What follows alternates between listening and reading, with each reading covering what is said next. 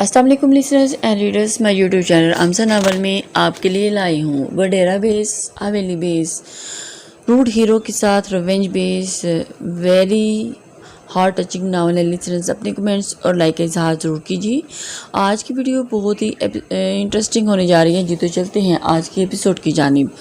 दिलहाम ने मेहरबानी की इंतहा करते उसे दोनों बाजों में उठाया था, जबकि उसकी हरकत के लिए वो बिल्कुल भी तैयार नहीं थी। तभी बौखलाई, छोड़े मुझे। वो दिलहाम वक्त पे बिल्कुल इग्नोर करके जा चुकी थी। ये सब कब हुआ, कैसे हुआ, ये ज़रूरी नहीं। जब भी साथ चलते उसके शानों को थामा था। मेरे ख्याल में हूँ इससे पहले कि कुछ और करने की गुंजाइश हो। जी तो चलते आप देखो, हम दोनों एक दूसरे के साथ टाइम स्पेंड करने के लिए ज़रूरी नहीं किसी ही सेमिनार पे जाना। इसलिए वो खौफज़दा इधर उधर देखने लगी थी, आया कोई मुलाजिम यहाँ मौजूद ना हो। अपनी ब्यूटीफुल वाइफ के साथ डेट मनाने का चक्कर में हूँ। उसे चेयर पे बिठाते खुद उसके घुटनों के करीब बैठा था। अना के लिए ये किसी तिलिस्माती दुनिया से कम न था। दिलहाम मेहरबान नज़र आ रहा था, लेकिन इतना बदलाव उसे यकीन नहीं था कि वो वही दिलहाम बहुत है जो असम्बली के ऐवान में बड़े करोग पर से और तदब्बुस से मौजूद होता। दिला, एक ख्वाहिश पूरी करोगी तुम मेरी आज? अनादिल, वो उसके हाथ थामे पूछ रहा था। वो एहतजाज जो अभी क्या किया जाना था उसकी गंभीर आवाज़ में खो गया था, और वो सर खुद बखुद उस असबात में हिला तो उसने अपने दिल की बगावत पे गुस्सा आया था कि आज के दिन तुम सब इख्तिलाफ भूल के इतना याद रख सकती हो कि मैं दिलहाम बख्त अनादिल का दिल हूँ और सामने मौजूद लड़की दिलहाम बख्त की अनादिल है। भारी आवाज़ माजी को दबीज चादर में उड़ाने की ख्वाहिश उसे मोहब्बत भरी चादर में उड़ा रही थी। अना की उठी पलकें झुकी थी और उसने खुद को कमज़ोर पड़ने पे सरजनिश किया था, पर दिलहाम बख्त के जाने कौन से जादुई मंत्र फूंकने से उसे अपने सहर लेने में लगा था। वो ज़मीन से उठे उसके बराबर चेयर खींचते बैठा था और सूप निकालते उसे सर्व करने लगा। वो खामोशी से उसकी हर बात मान रही थी, हर अमल में उसका साथ दे रही थी, जबकि दिलहाम की निगाहें उसे अंदर तक खोज रही थी। क्या तुम मेरे लिए गाना गा सकती हो? सूप में खामहा स्पून घुमाती बगौर अनादिल गौर दिलहाम को देखती हैरानी से उसे देखने लगी और बौखला गई। मैं भला अनादिल, उसकी बात दरमियान में उचकते दिलहाम ने उसे पुकारा था। वो सर झुका गई थी जब स्नोफॉल ने हल्की सी फुहार दिखाई थी। दिलहाम, मैं मुंतज़िर हूँ अनादिल, मैं तुम्हारे लिए। वो जानता था कि वो अभी कौन सा बहाना करने वाली थी। अना बुरी तरह पजल खोने लगी थी, जो एक हाथ को दूसरे हाथ में तकरीबन जम करते अपनी घबराहट को काबू पाने की कोशिश कर रही थी। दिलहाम की गहरी नज़रों से बचने के लिए, उसकी फरमाइश को पूरा करने के लिए ठानी थी। मेरी किस्मतों को मिले हाथ तेरे। फिर से लकीरें दिखने लगी। देखा तुम्हें तो ऐसा लगा जैसे ये आंखें धड़कने लगी। रहूं उम्र भर मैं तेरी तू मेरा, रहूं उम्र भर मैं तेरी तू मेरा। वो आंखें बंद किए गुनगुनाई थी, जबकि तस्वर में दो मुस्कुराती निगाहें, दिल को जकड़ने वाला जादूगर शख्स उस वक़्त रूबरू था। वही दिलहाम ने खोले से उसके हाथ दबाए तो वह झट से आंखें खोले उसे देखने लगी। रिमझिम सावन की बूंदें तो हर मौसम बरसाना, जो कम पड़ जाएं सांसें तो मेरा दिल बन जाना। अना की बात पे दिलहाम ने उसके हाथों को लबों से लगाते गोया वाकई उसकी सांसों का जिम्मा लिया था। मैकेनिकी अंदाज में उसका हाथ दिलहाम के चेहरे को छूने लगा था। दिलहाम मसरूर हुआ था। वो आज भी उससे इतना प्यार करती थी, वो आज भी उसकी असीर थी। उसकी आंखों में एक मोती टूट का बिखरा था, वो जो फौरन उंगलियों की पोर समेटते मेरे लबों से आए। कभी भी हो नाम हो पहला तेरा मेरी जुबान पे, चाहे ज़माना मुंह मोड़ ले, पर हर पल तू रहना बस मेरी दुआ है ये। दिलहाम फतहमंदी से उसे देख रहा था। जो जंग फतह मोहब्बत से जीती जा सकती है, उसे ख्वामहा मोहब्बत के अना में क्यों लटकाया जाए? अनादिल, खामोशी का दुरानिया तवील हुआ जब उसे वो सिसकारी भरते उसके शाने पे सर टिका गई थी। दिलहाम ने मजबूती से उसके हिसार बांधते सफ़ेद रूई को उसकी गालों से समेटा था। तुम हकीकत नहीं हसरत हो, जो मिले ख्वाब में वो दौलत हो। मैं तुम्हारे ही दम से ज़िंदा हूँ, मर ही जाऊँ जो तुमसे फुर्सत हो। तुम जो हो खुशबू के ख्वाब की खुशबू, तुम मेरी आखिरी मोहब्बत हो। अनादिल, दिलहाम ने लब उसके बालों पे टिकाए होले से उसे पुकारा, जबकि अना का रवां रवां समत बना था। सब ठीक हो जाएगा। یہ کیوں تسلی اور یہ کس لیے تھی وہ سمجھ نہیں پائی تھی، پھر بھی سر اسبات میں ہلایا تھا۔ کچھ پرخار سی راہ جس کے کانٹے پلکوں سے چننے پر رہے ہیں، اپنی تھوڑی اس کے سر پر ٹکائے، اس کے گرد حصار باندھے، وہ کھوئے انداز میں بول رہی تھی، اور انا کا طلسم ٹوٹا تھا۔ 3 سال کانٹوں کو ہی تو جیلا ہے، گلاب کی خوشبو میسر آنے سے پہلے کسی نے مستعار لی ہے۔ وہ ایک ایک لفظ چباتے تلخی سے بولی تھی۔ کچھ دیر اس کی آنکھوں میں امڑتے مختلف رنگوں کو دیکھ رہا تھا۔ یہ کلر تم پر بہت پیارا لگ رہا ہے، لیکن اس موسم کی سختی کو جھیلنے کو یہ لباس ناکافی ہے۔ چلو، ٹھنڈ برس رہی ہے۔ اس کی آنکھوں میں کرچیوں کی چبھن وہ اپنے دل پہ محسوس کر رہا تھا، تبھی اس کا ہاتھ تھامے کھڑا ہونے لگا۔ ہر چیز ایک دم سے معدوم ہونے لگی تھی۔ نہیں، میں ٹھیک ہوں، کچھ دیر اکیلا رہنا چاہوں گی، اگر آپ کو برا نہ لگے تو پلیز۔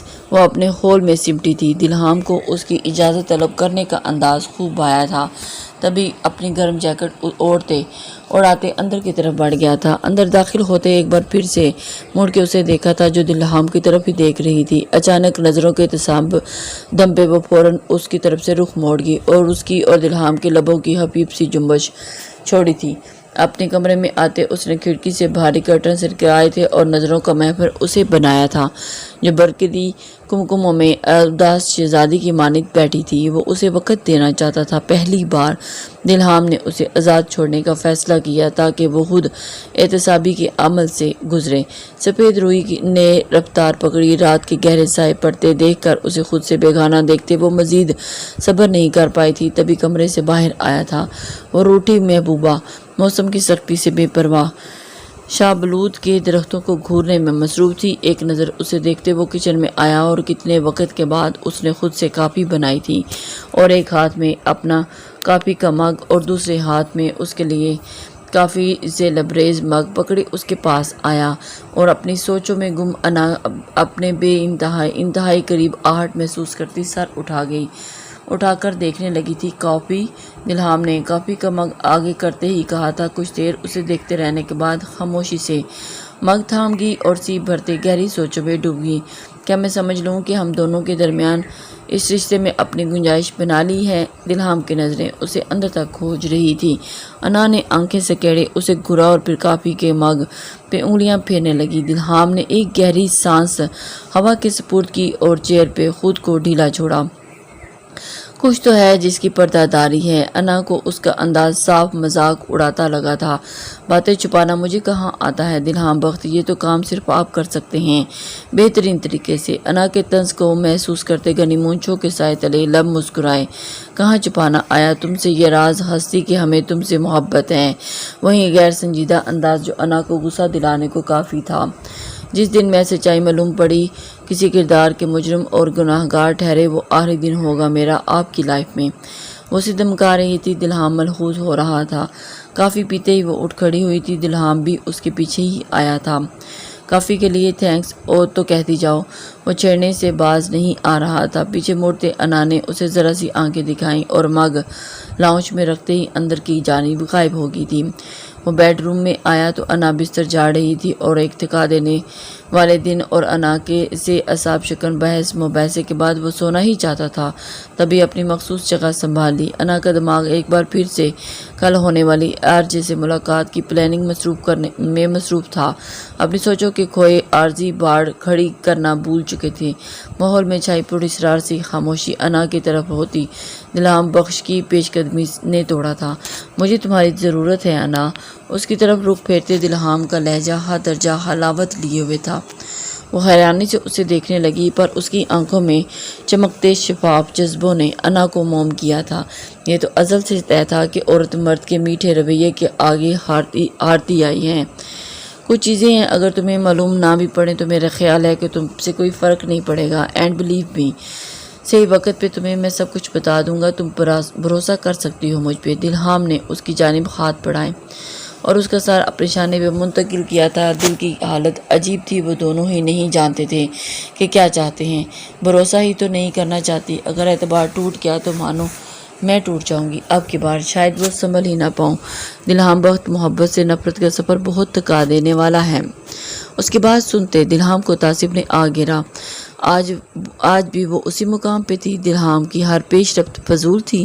پتہ نہیں کیا اناپ شناپ سوچتی رہتی ہو تمہاری پرابلم ایمریس بخت تی بجھا چکی ہیں۔ میرا خیال نہیں کہ تمہیں اب اس رشتے کو آگے لے کر چلنے میں کوئی مسئلہ ہوگا۔ دلہام کی بات سنتے ہی انا کا دل زور سے دھڑکا۔ وہ رشتہ آگے بڑھانے کی بات کر رہا تھا اور بہرحا کر رہا تھا۔ دلہام بخت اس سے ہارنا چاہتا تھا۔ فضول کچھ نہیں سننا مجھے۔ وہ رخ موڑنے لگی جب دلہام نے اسے خود میں کھینچ لیا۔ اتنی قربت اسے پگھلانے لگی تھی کہ یہ کوئی پہلی بار نہیں تھا کہ وہ دلہام بخت کے قریب تھی، پر انداز بدلے تھے۔ پر حدت ہاتھوں کی گرمی بہت سے معنی بتا رہی تھی۔ شروع آپ نے کیا تھا دلہام بخت، وہ آنکھوں میں شکووں کا جہاں آباد کرتی بولی تھی۔ جب دلہام نے اس کی پلکوں کو اپنے لبوں کی تاثیر دیتے راحت بخشی تو اس کے ہونٹ جیسے سل گئے۔ چہرہ سرخ پڑا تھا اس حرکت پہ۔ انا کا سرخ پڑتا چہرہ دلہام کو بالکل بے بس کر چکا تھا۔ خاموشی کچھ بھید بھری باتیں کرنے لگی تھی۔ وہیں دلہام بخت کے حوصلوں کی اڑان انا کو ڈیر کرنے لگی تھی۔ وہ زیادہ دیر اس کے بے باک جذبوں پہ نہیں باندھ سکی تھی۔ اس نے بھی یہ بازی ہارنے کا فیصلہ کیا تھا۔ وہ محبت کو سرخرو کرنا چاہتے تھے۔ وہ کب ان کے درمیان مظلوم سی پستی چلی جا رہی تھی۔ پہلے دلہام اور پھر موسیٰ کا اسے کھانا دینے کا انداز ایسا تھا کہ وہ خود کسی قید میں محسوس کر رہی تھی۔ حلق میں کانٹے ابھرے تھے۔ تبھی اس نے ایک نظر کھانے کو دیکھنے کے بعد منہ موڑ لیا۔ موسیٰ جب دوبارہ آیا تو وہ ایسے ہی بیٹھی تھی، پر اسے دیکھتے تمام حصے بیدار ہوئی تھی۔ میں نے یہ سب تمہیں حاصل کرنے کے لیے کیا تھا موسیٰ، اور تم نے ہی اس زندان میں لے آئے۔ رمز کے لہجے میں دکھ بسا تھا۔ جس شخص کی خاطر ساری حدیں توڑی تھیں، آج اس نے زندگی میں دور لا چھوڑا تھا۔ اب آپ کو جھوٹ بولنے کی کوئی ضرورت نہیں ہے رمز بی بی۔ حقیقت جو ہے سامنے ہے سب کے، اور نہ ہی مجھ سے جھوٹی محبت جتانے کی ضرورت رہی ہے اب۔ وہ اس کے سامنے ہی کھانا اٹھانے لگا تھا۔ لفظ اس کے دیے گئے زخموں کے نسور زہر بن کے دوبارہ کھولا تھا۔ وہ جانے لگا تو رمز نے اس کا بازو تھاما۔ میں بہک گئی تھی، لیکن موسیٰ تمہیں میری محبت کی دیوانگی پہ اعتبار کرنا ہوگا۔ اس نے اعتراف کیا تھا۔ انداز آج بھی شدت پسندی تھا۔ کسی کی محبت اور زندگی کو سولی پہ لٹکا کے کون سی محبت حاصل کی جاتی ہے، اور بالفرض ایسا تھا، لیکن آپ نے میری نہیں رحمان جیلانی کی محبت میں اتنا بڑا داؤ کھیلا ہے۔ یہ سب بھی جان چکے ہیں ہم۔ موسیٰ کے الفاظ کسی چابک کی طرح اسے لگے تھے، بے اعتبار کرتے، بد کردار ثابت کرتے ہوئے۔ اسے اگلے ہی لمحے ایک تھپڑ موسیٰ کے چہرے پر پڑا تھا۔ تم میرے کردار پہ انگلی اٹھا رہے ہو موسیٰ، جس کی خاطر میں نے اپنی جانے عزیز بہن کو دھوکہ دیا، گھر والوں کو دھوکہ دیا، اور اپنے لفظوں کی اصلاح کر لیں، میرے لیے نہیں، صرف اپنی نسوانی خواہشات کے لیے۔ جو شخص اپنے سگوں کا نہیں ہو سکا، وہ میرا کیا ہوگا رمز بی بی؟ جس نے بھائیوں کا اعتبار توڑا، بھلا اس پر اعتبار میں کیسے کروں؟ اب بھی کروں تو کیوں؟ رمز کے تھپڑ نے موسیٰ کے انداز میں تیزی بھر دی تھی۔ وہ جو اس سے دستے گریباں تھی، اور اس کی گرفت موسیٰ کی کالر پہ ڈھیلی پڑی تھی، اور اسے پیچھے ہٹتا دیکھ موسیٰ بھی وہاں سے ہٹا۔ جو شخص اپنے سگوں کا نہیں، وہ میرا کیسے ہو سکا؟ وہ شخص اپنوں سگوں کا کیسے ہوگا؟ وہ میرا کیسے ہوگا؟ اس کی سماعتوں میں مسلسل ایک ہی فکرے گردان ہو رہے تھے۔ وہ دونوں کانوں پہ ہاتھ رکھے چیخنے لگی تھی، تمہیں میری محبت پہ اعتبار کرنا ہوگا موسیٰ۔ پر اس کی صداؤں پہ کان دھرنے والوں نے اس کے دل پتھر کر لیے تھے۔ موسیٰ دوسرے کمرے میں اپنے رخسار پہ ہاتھ رکھے بیٹھا تھا، جبکہ آنکھیں نم تھی۔ محبت سے دستبرداری آسان نہیں تھی، پر وہ لڑکی اس قابل کہاں تھی؟ اس دن جب اسے ہاسپٹل لے کے گیا تھا، اس کے کچھ بلڈ سیمپل لیے گئے تھے۔ روٹین کے ٹیسٹوں کے دوران ہیموگلوبن میں بھاری تعداد میں ڈرگز کی موجودگی نے جہاں ڈاکٹرز کو چونکایا تھا، وہیں موسیٰ پہ منکشف ہونے والا راز گہرے سناٹوں میں لے گیا تھا۔ دلہام جو پہلے ہی اسی کھوج میں لگا چکا تھا، وہ گھر کا کون سا فرد ریحان کی میڈیسن بدل رہا تھا، اور ساتھ میں یک بعد دیگر ہونے والے واقعات کی کھوج میں مصروف۔ موسیٰ نے کچھ شکوک اور شبہات کی بنیاد پہ رمز پہ نظر رکھی تھی، جس کے کچھ نتائج اس وقت بھیانک ثابت ہوئے جب اسے آر جے سے ملتے دیکھا تھا۔ بات یہیں تک نہیں رکی تھی، وہ باقاعدہ آر جے کی ٹیم کا حصہ بن چکی تھی، جو مختلف لوگوں کے سپلائر کے طور پہ کام کر رہی تھی۔ دلہام وقت کے سامنے کیا جانے والا اعتراف موسیٰ کے شامت لایا تھا۔ اس نے اپنا غصہ اس پہ اتارا تھا، بھلا وہ اپنی معصوم بہن کی ذات پہ یہ کیچڑ کیسے برداشت کر سکتا تھا؟ لیکن پریحان کی بہتری کی طرف جاتی طبیعت جہاں پہ پریحان سے رابطے میں رمز کا نام و نشان نہیں تھا، جو اسے ہپنوٹائز کرتے آر جے کی مدد سے بھیجی جانے والی میڈیسن کھلاتی رہی تھی، تبھی ان شکوک کو مزید پختہ کیا تھا۔ رمز نے ایسا کیوں کیا؟ اور یہ ابھی تک معمہ ہی تھا۔ اس کا سر درد کی شدت سے پھٹنے لگا تھا۔ اس لڑکی کی خاطر وہ بدنامی مول لے گیا تھا جو دلہام بخت کی طرف اس کی ایمانداری کا تحفہ تھی، اور اس نے بھی اس بدنامی کو قبول کیا کیونکہ اس نے غفلت برتی تھی۔ اسے رمز کے لیے ہائر کیا گیا تھا اور وہ اس سے غفلت برت گیا تھا، اور اس کا دل چاہ رہا تھا کہ ہر چیز کو تہس نہس کر دیں۔ اپنی پیشانی پہ نرم انگلیوں کو لمس محسوس کرتے اس نے جھٹ سے آنکھیں کھولی تھی۔ وہ تر آنکھیں لیے اس کی جانب ہی دیکھ رہی تھی۔ کیوں کیا ایسا؟ رمز بھی اس کا انداز شکست خوردہ تھا۔ جانے کیسے سوال وہ کرنے کی گستاخی کر بیٹھا تھا جو اسے اندر ہی اندر توڑ رہا تھا۔ وہ مجھے بلیک میل کر رہا تھا، اس نے سر جھکائے کہا تھا، جس کی آنکھوں میں اشک کی لڑیوں کی صورت بہہ رہے تھے۔ موسیٰ نے بغور اسے دیکھا تھا۔ کیوں؟ وہ وضاحتیں نہیں چاہتا تھا، پر بے ساختہ بول اٹھا، جھکا سر مزید جھک گیا۔ موسیٰ نے اسے تعصب سے دیکھا، مطلب کہ اتنا کچھ ہو جانے کے بعد بھی وہ کچھ نہیں بتانے والی تھی، اور زور زبردستی کر نہیں سکتا تھا کیونکہ دلہام نے اسے صرف رمز کی نگرانی کے لیے رکھ چھوڑا تھا۔ ایک دو بار اس نے دلہام کو وہاں دیکھا تھا، ارد گرد سے ڈھکے پہاڑوں میں۔ وہ یہی اندازہ کر پا رہی تھی کہ وہ کسی ہل اسٹیشن پہ ہی ہے، پر کہاں، اس بات کا اندازہ نہیں تھا۔ اس رات دلہام اس کے روم میں گیا تھا اور بھاری مقدار میں کلوروفارم کا استعمال کرتے اسے بے ہوش کرتے موسیٰ کو وہاں سے لے جانے کا کہا تھا۔ موسیٰ اسے یہاں لیے دلہام کے بتائی جگہ پہ آیا تھا جو مری میں ہی تھی، اور اس کے بعد خود گھر سے نکلا تھا۔ ان دونوں کو یقین تھا کہ آر جے رمز سے رابطے کٹنے کی صورت میں ضرور دلہام اور انا کی طرف رخ کرے گا۔ جو شخص اسے پریحان کا پتہ بتا سکے وہ اس تک رسائی ضرور حاصل کرے گا، اور ایسا ہی تو ہوا تھا۔ اب وہ آر جے کی اگلی چال کے منتظر تھے۔ موسیٰ اس وقت کال پہ بزی تھا جب رمز کی آمد پہ چونکا، جہاں گھڑی رات کے 2 بجا رہی تھی۔ مما مجھے وہ لا دو، موسیٰ میں مر رہی ہوں۔ وہ اس کی طرف سردی کی شدت سے کانپتی رمز بھکاری بن کر اس کے سامنے تھی۔ موسیٰ ایک لمحہ لگا تھا اس کی ضرورت سمجھنے کو۔ موسیٰ کے اوپر تو بانو پہاڑ گر گیا ہو۔ وہ اس کے سامنے سر کی رگیں غصے کی شدت سے تن گئی تھی۔ میں ایسا نہیں کر سکتا، وہ 2 ٹوک جواب دیتا ہوا بولا تھا۔ پلیز موسیٰ، میرے اوپر رحم کرو، تمہیں خدا کا واسطہ، مجھے درد ہو رہا ہے، مجھے تکلیف ہو رہی ہے، میں جانتی ہوں تم لا سکتے ہو، تم لا دو پلیز۔ وہ اس کے بستر کے قریب بیٹھتے ہوئے اس کے ہاتھ تھامے ملتجانہ انداز میں بولی تھی۔ اس کی آنکھوں میں بے چین تو آواز میں ایک تکلیف تھی۔ موسیٰ نے اس سے ایک نظر چرائی تھی۔ دیکھیں بی بی جی، موسیٰ، وہ اس کا چہرہ دونوں ہاتھوں میں تھام گئی تھی۔ اس کی قربت کمرے کی تنہائی کو اور رمز کا ٹوٹتا بکھرتا وجود موسیٰ نے بے اختیار ہوتے اسے خود سے لگایا۔ کہیں نہ کہیں اس کے لیے جو محبت تھی وہ اس کی تکلیف سہل نہیں کر پا رہی تھی۔ تم مجھے لا دو گے نا موسیٰ، مجھے سکون مل جائے گا، وہ بچوں کی مانند ضدی انداز میں بولی، اور موسیٰ لڑکھڑا گیا۔ آپ مجھے بتائیں آر جے کیا چاہتا ہے، اور وہ آر جے کا ساتھ کیوں دے رہی ہے؟ اس کی حل کر کے تیار ہوں، اسے باہوں کے گھیرے میں لیے بولا تھا۔ رمز نے اجنبی نظروں سے اسے دیکھا اور پیچھے ہٹنے لگی۔ جب موسیٰ کا ٹیمپر لوز ہوا اور برداشت کی حد ختم تھی، تبھی وہ دوبارہ سے کھینچتے قریب کیا۔ آپ مجھے اس حد تک جانے پہ مجبور کر رہی ہیں کہ میں ادب اور آداب کی حدود سے باہر ہو جاؤں۔ سرخ آنکھوں کی ہیبت رمز کو بوکھلا رہی تھی۔ بتائیں سچ کیا ہے بی بی؟ رمز بی بی۔ موسیٰ کی سخت گرفت برداشت سے باہر ہوتی تو لبوں سے سسکی برآمد ہوئی۔ وہ جھنجھلاتے ہوئے اسے کمرے میں چھوڑے کمرے سے باہر نکل گیا تھا۔ رمز کی خاموشی اسے مجرم بنا رہی تھی، وہی موسیٰ کو بھی مزید غصہ دلا رہی تھی۔ گزری شب کسی خواب سے کم نہ تھی۔ وہ بھاری ہوتا سر دونوں ہاتھوں میں گرائے کمزور لمحے کی گرفت میں آنے سے خود سے ناراض بیٹھی تھی۔ دلہام گنگناتے ہوئے نقص تیار آج کی ضروری میٹنگ کے لیے ریڈی تھا جب انا نے ایک کاٹدار نگاہ اس پہ ڈالی تھی۔ دلہام دبیز قالین پہ چلتا اس کے قریب آیا۔ تو انا نے رخ موڑ لیا اور اس نے ہاتھ بڑھاتے ہوئے اس کی تھوڑی تھامے انا کا چہرہ اپنے سامنے کیا۔